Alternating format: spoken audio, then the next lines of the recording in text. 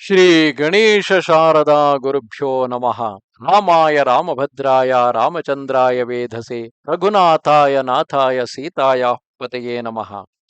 Welcome to all for this session on Sri Ramayana to the chapter 111 under Ayodhya Kanda. In the previous chapters, we saw Bharatha continuously tried to convince Sri Rama to return to Ayodhya and take care of the kingdom of Kosala and the city of Ayodhya by accepting the throne. However, Rama refused to abide by that, saying that he is following the words of his father and he is duty bound to respect his words. And because of that reason, as per the king Dasharatha's word, he would continue to stay in the forest for 14 years, while Bharata is also bound by the words of the king Dasharatha. So he should go back and take care of the kingdom in Ayodhya. So after Bharata, even Jabali and Shri Vasista too tried to convince Rama. However, it was of no avail. So finally Vasista tell him that it is my command which you should be following, as you I am your guru. Having spoken thus, Sri Vasista continued uttering words of wisdom. O Rama, when a man is born, he must regard as his teachers his father, his mother, and his spiritual preceptor. O chief of men, the parents bestow on man the physical frame, but the spiritual preceptor confers the wisdom on him, and hence he is called Guru. I am the preceptor of your father and of you. Mark my counsel and do not override the way of the goat. O my son, here are your relatives, the learned Brahmins, and the people of the capital, as also the warriors and merchants. Fulfill my Fulfill your duty to them, and do not exceed the limits of moral obligation. Here is your pious and aged mother, whom you should not disobey. That man is called virtuous who renders obedience to his mother. O prince, you shall not have swerved from the path of righteous action by acceding to Bharata's request that you should occupy the throne. Thus, having addressed Rama with mildness, the holy Guru Vasista resumed his seat. The mighty Rama then made answer, saying, the good that parents do to their son can easily cannot easily be recompensated.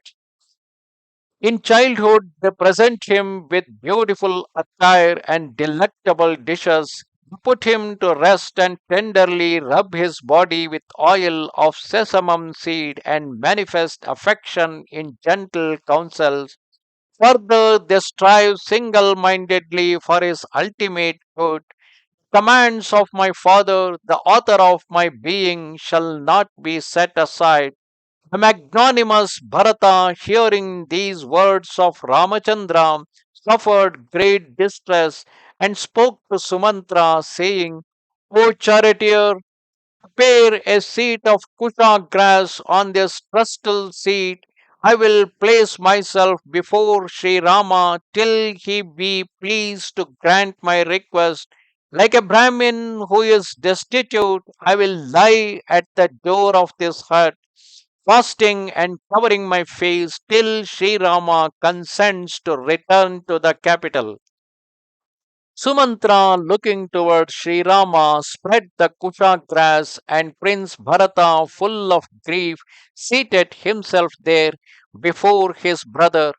Perceiving this, Sri Rama, chief of the royal sages, said to him, O beloved Bharata, what wrong have I done that you should sit thus before me?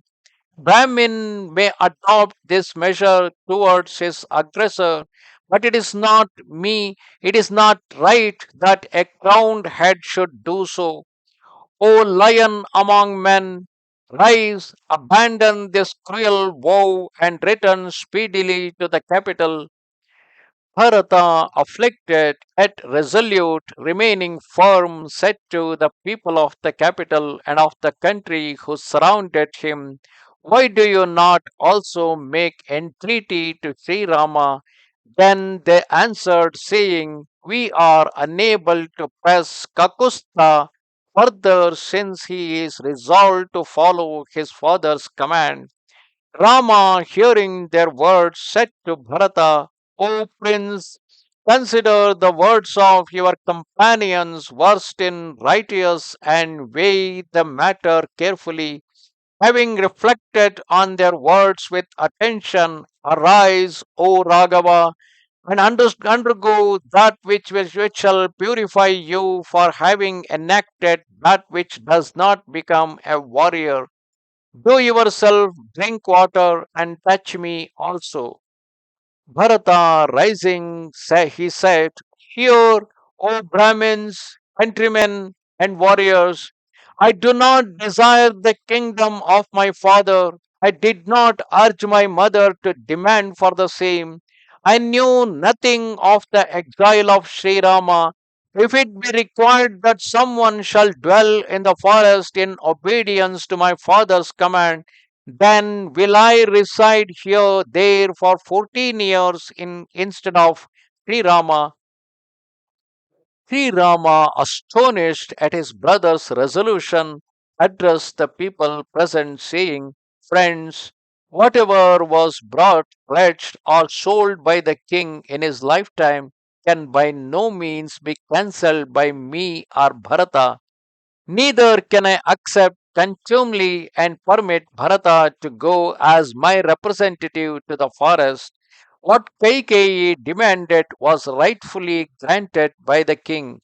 I know Bharata to be disinterested and a true disciple of his guru, and that excellent one is a lover of truth. I herewith declare that on my return from the forest, I shall accept the kingdom and with my virtuous brother govern the country with honor. O Bharata, I have discharged the boon granted to Kaikeyi by the king and vindicated his honor. Do yourself liberate the king from the charge of falsehood and redeem the second boon. Thus ended chapter 111 in Ayodhya Kanda in Ramayana. Namaste Sharada Devi, Kashmira Puramasini, Twamaham Prarthaye Nityam, Vidya Danancha Dehime. Goodbye.